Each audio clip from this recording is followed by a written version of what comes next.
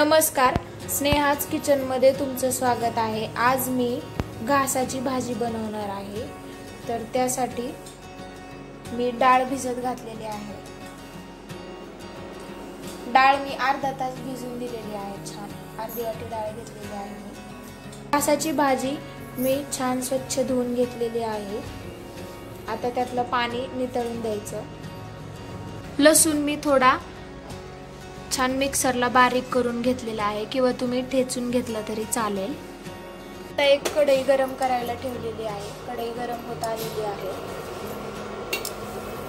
आता त्यामध्ये मी एक चमचा तेल टाकते।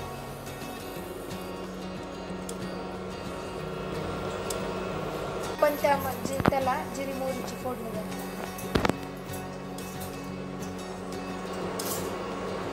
थोडी मोहरी टाकली। मोहरी छान तडतडून द्यायची आहे।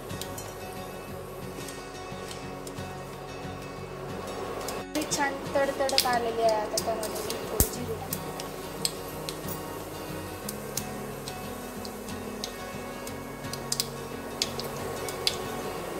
त्यामध्ये थोडं लसूण बारीक पेस्ट केली होती।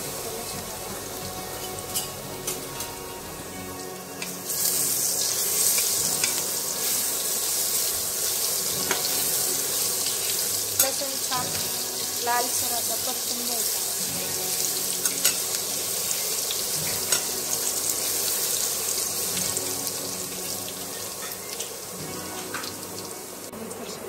मध्ये मी लाल तिखट टाकणार आहे।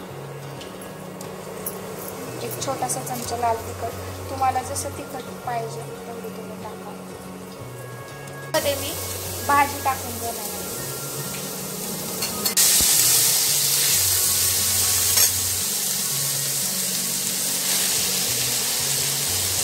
आता भाजी छान हलवून घ्यायची आहे। आता भाजीला छान पाणी सुटत आलेलं आहे। तुम्ही बघा, आता ते पाणी आटेस तोपर्यंत भाजी तशीच ठेवायची आहे। बघा, त्यातलं पाणी आटलेलं आहे। त्यामध्ये मी चवीनुसार मीठ टाकणार आहे।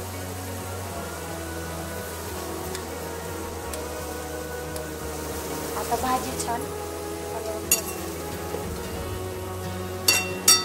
यामध्ये मी हरभऱ्याची डाळ भिजत घातली होती ती टाकणार आहे। हरभऱ्याची डाळ टाकून घेणार। आता भाजी मी 14 ते 15 मिनिट शिजायला ठेवणार आहे। त्यानंतर शिजल्यानंतर गॅस बंद करणार आहे। आता त्यावरती मी झाकण ठेवणार आहे। थोडीशी वाफ जाऊ द्यायची त्याची। पूर्ण झाकण ठेवायचं। हे बघा, भाजी शिजलेली आहे। आता मी गॅस बंद करणार आहे। ही बघा, आपली घासाची भाजी पौष्टिक आहे। याने पचन क्रिया सुधारते, पचन होण्यास मदत करते।